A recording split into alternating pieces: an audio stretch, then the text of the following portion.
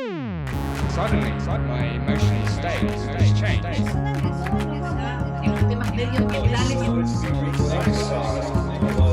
There's a paradox.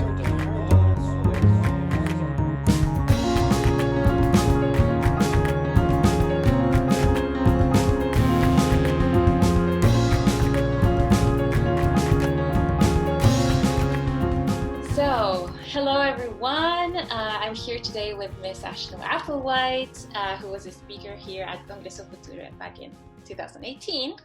Hello, Ashton. It's such a pleasure to see you and for you to be able to join us today. I hope you had a great time here in Chile, although it has changed quite a bit since you've been here. How are you? How have you been holding up also during this whole, sanitary crisis we're living in? How have you been? My son says he's doing worse than ever, but better than most.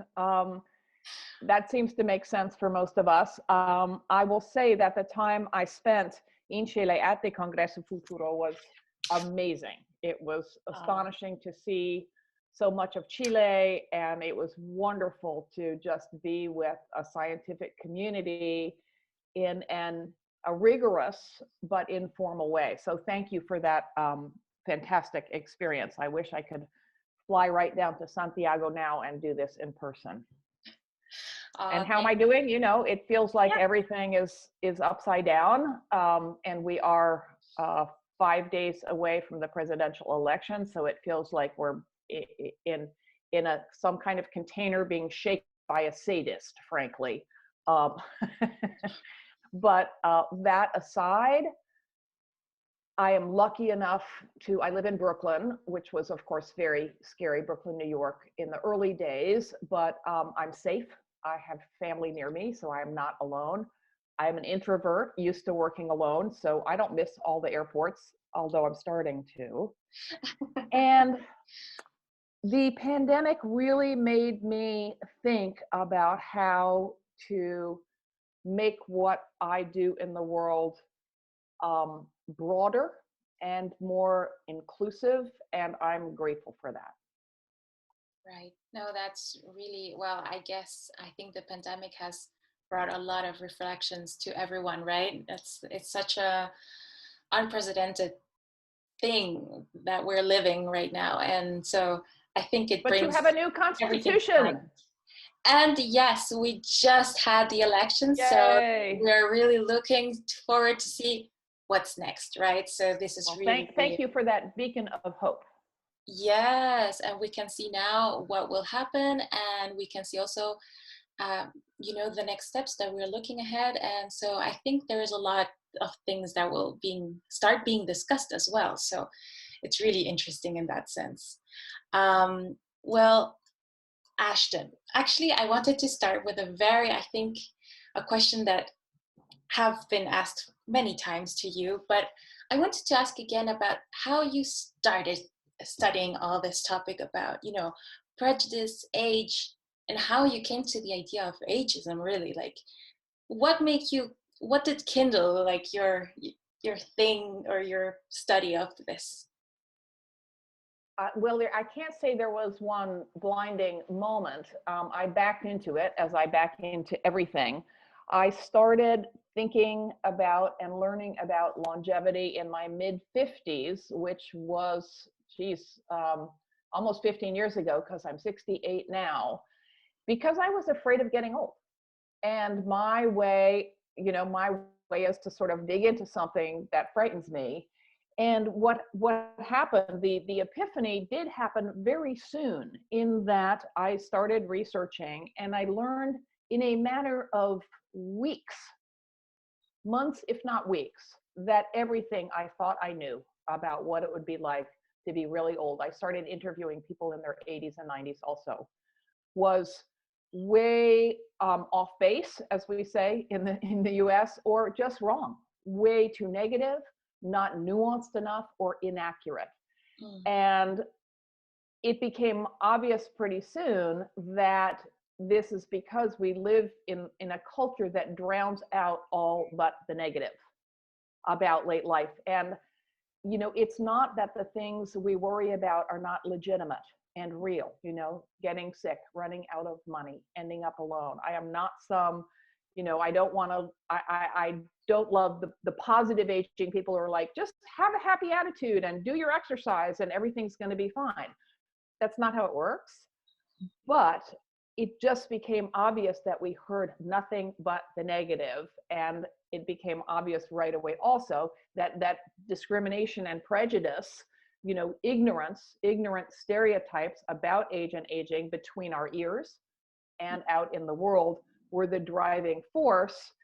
And the driving force behind that, I realized, I was like, why don't people know these things? Why don't we know that the percentage of people in nursing homes is tiny? Why don't we know that people are happiest at the beginnings and the ends of their lives? Fact after fact, easily accessible data that has been around for decades. These are not obscure facts. And the reason is that if, to simplify, is that if aging is framed as a problem, we can be persuaded to buy things to quote unquote fix it or stop it, just as if, if your body doesn't conform to an ideal, you might be persuaded that you need diets or you need, supplements that are actually not effective. And if aging, if the natural transitions of age are framed as disease, are pathologized, then we can be persuaded to buy things to stop it or quote unquote cure it. And aging is not a problem. It's not a disease. It is an increased vulnerability to disease, but aging is not a disease, or living would be a disease. We are aging lifelong. It's not just something annoying old people do, nor is it dying. People say, oh, age isn't as natural because old people die. Yep, old people die. Young people die too. You might look at me or listen to me and think I'm ancient, but you don't think I'm dying, right? Dying is a discrete biological event that happens at the end of this amazing journey that we all embark on. It is the one universal human experience, and it is fascinating and gorgeous. Right. No, definitely. And I think it's something that we can see, throughout the world, right? It's something that I think in every culture perhaps is viewed a little different, but in the end, we do see this. It's there, right? And it's something that society is taking a while to really see it, as well as now, since the population itself is aging as well. Like we can see different countries, older people are in some countries much more. The society is much more there, so we have to also look at this in a different way. And when we talk about stereotypes, so there's a lot of stereotyping in all of these issues, and we know that they operate in every single direction. What do you think about people, comparing or validating their lives according to the age? Like, for example, I think it's quite typical, no? Just ask, okay, so I'm 35, I should be doing this or that, What is your approach to this as well? Well, the honest answer to anything to do with aging is, of course, it's complicated because we do navigate these things in our own way and at our own speed and in ways that are mediated by opportunity, by geopolitical trends, by class, by the advantages we have and don't have, by the accident of circumstance, and so on. I think that it is always a mistake to divide the life course into segments. There's a whole theory about the third age and then the fourth age. The problem with that, especially as we move through life, is that the third age is what, depends on who's saying it, but 50 to 65 or 60 to 75. Well, as long as you posit there's a fourth age, that means that at a certain age, everything's going to fall apart. All you're doing is pushing this fallacy, this damaging, destructive fallacy that at some point you will be completely incapacitated because you will be really old down the road. We're not dealing with it. The most important fact about aging, if I could just put one fact in everyone's mind, it would be that the longer we live, the more different from one another we become. So all stereotypes are wrong and misinformed, but especially when it comes to age. So the older the person, the less that number says about what they're capable of, physically, socially, cognitively. The idea that at a certain age you should be married, or you should have children, or you should have achieved X, or you should have saved Y is punishing. It's punishing when you're young. It's one of the reasons that people are unhappiest in midlife, is that there are all these pressures that by then, not only do you have maximum career responsibility, you might still have children at home if you choose to have children, and it's fine not to, God knows. And then that you need to quit. In the US, there's this, it's disappearing, but this arbitrary idea that you retire at a certain age and then you sit around for 30 years if you have the money to, and so on. These silos are obsolete. And just as it doesn't make sense to say you should go to school and then you should work and then you should do something we haven't figured out yet, clearly I can't even finish that sentence without laughing. All these things are up for grabs. The march of global capitalism, the rise of the gig economy, as we say here, where each person is self-employed and has no security and no benefits. Older, middle-aged, and younger people are all hostage to those trends. So the goal is for equity across the lifespan. What does an equitable society that is framed for these longer lives look like? How can we offer people the support they need lifelong, which is going to be variable for each person? You might think that you're done with raising children by your 50s, but you might end up caring for your grandchildren, or as just one example.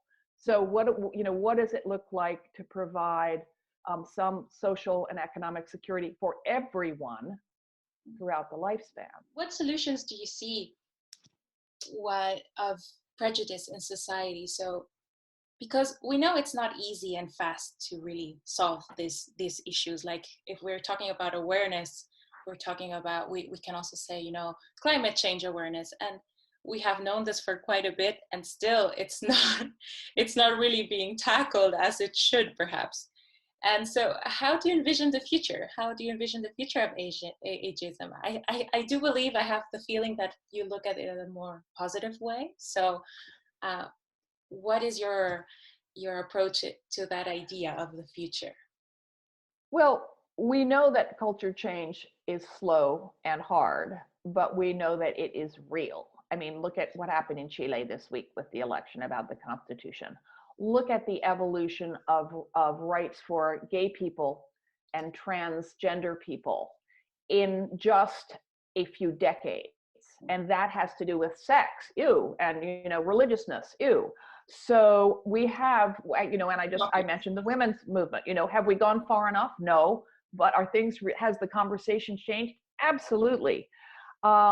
So I am very optimistic about the movement against ageism because of the way I think the culture is ready for it. I don't know if you're familiar with the term intersectionality, but it is the idea, it came out of Black feminism in the 70s, the term, a feminist scholar named Kimberly Crenshaw, to reflect the idea that different kinds of oppression reinforce and compound each other, right? A Black woman does not experience ageism the way a white man does, and not even the way a white woman does, and so on. So everyone's experience is unique, and we need to address these issues.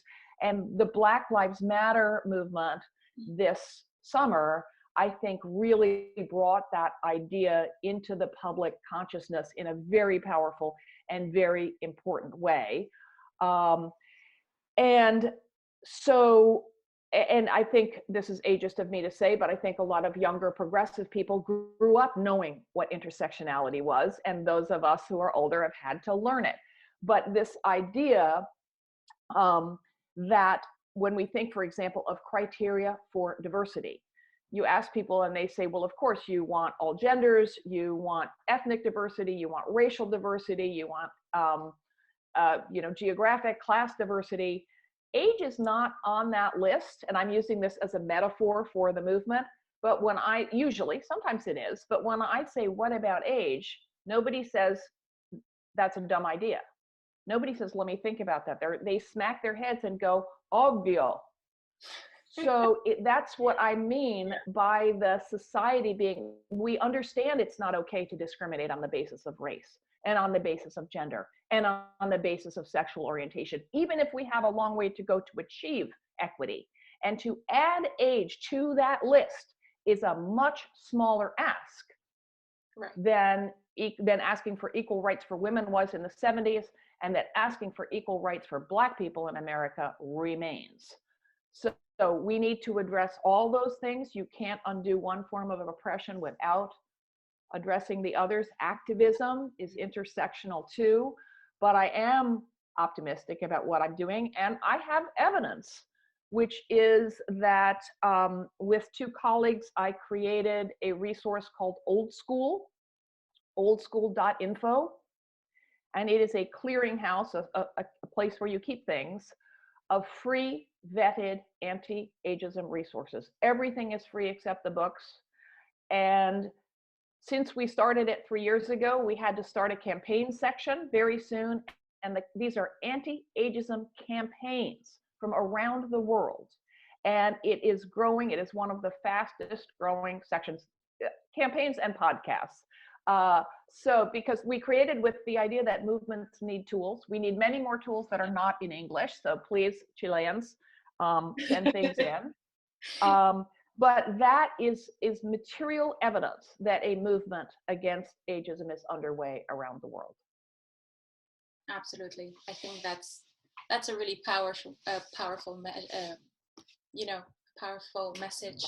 And I think it's something that Chile has to look at it, especially very closely as well, since we're now looking into different things and different ideas that could come up. So, and I mean, we're looking into this complicated, to say the least, because we're having so many different social issues. But one of them is actually taking care of our older people here. Because usually our culture is really enclosed that the family takes care, right? Yeah. But now we're looking to a different society that is changing. And now we have to look also that the state or the government could actually take care as well, because society is changing. So it's also moving forward, it's moving into different directions, and we have to be able to take it to account. So that's really so. Yeah, I mean, caregiving, older people do a tremendous amount of caregiving. They do in the US most of the looking in on other older people. And young people do a lot of it too. What makes caregiving hard is doing it alone with no support. And there is this neoliberal, austerity-based dogma that to cost the state money is bad, that you become a burden if you get old or if you have a disability and are not allowed to do certain things for yourself. And that dogma is deeply ageist. It's deeply sexist, because guess who does most of this care? Women. It's racist, because the women who do most of this care are underpaid, and in the US often undocumented women of color. So it's misogynist, and of course it's ageist. So why shouldn't we live in a society that supports people from birth to death? We need help lifelong. We don't age into independence. No one is independent ever. And I'm learning a lot about disability and writing much more about ableism now. And disability communities celebrate interdependence, often because they have to create interdependent communities to survive, because the state fails them. And their families, can't do everything. We shouldn't ask this of women and families. We should ask it of the state to support whoever needs the help, ideally on whatever terms they are able to suggest, with input from everyone. It's a system. Correct. I agree completely with what you just said. And I believe that there is a reason why we live in society. I mean, if we wouldn't need anyone around us, we would live, I don't know, at some point in the desert alone. But of course, well, a lot of people are living that way under COVID. yeah, well, It's tough. It's really isolating a lot of older people. absolutely. It's really hard for them. Yes, you're right, actually. Yes, actually, that's something that we can absolutely pick the similarities to what we're looking at now, that people don't go out, don't go see anyone. They're so enclosed in themselves. But we do have the virtual world now, so it's interesting to see that. So, Ashton, I thank you so much for these answers, for answering our questions, and to look a little bit ahead of what ageism is about and how we have to look at it, really, because I think that's a point of view that it's so interesting, and it's so. Yeah. And we It have starts to with be in looking it. at your. It starts with looking at your own attitudes towards Absolutely. age and aging, because we're all biased and we can't challenge bias unless we're aware of it. But once you see the ways in which you participate, just as with racism, we're all racist. That is the first step to doing better with your own thoughts and actions, but also to seeing the institutions outside us that support it. And that is really liberating. Then you're like, oh, it's not my fault. I'm not deficient or bad. I have been, raised by a system that has a set of values that I do not agree with and that I can do something about. Absolutely. So, Ashton, thank you again. It was a pleasure speaking with you, and you have so many interesting things to say, and I know you have much more things that you would like to tell us about, and we absolutely find me a Spanish language translator. The book my manifesto has not been translated into Spanish, so that would be wonderful. Yes, thank you, Valentina. It's been a pleasure talking to you. Such a pleasure, and I hope to see you again, and we look forward to seeing all what you have been or what you will be doing. So we look forward to that. Thank you so much. I would love to come back. Ciao. Suddenly, my emotional state has changed. What I saw was there's a paradigm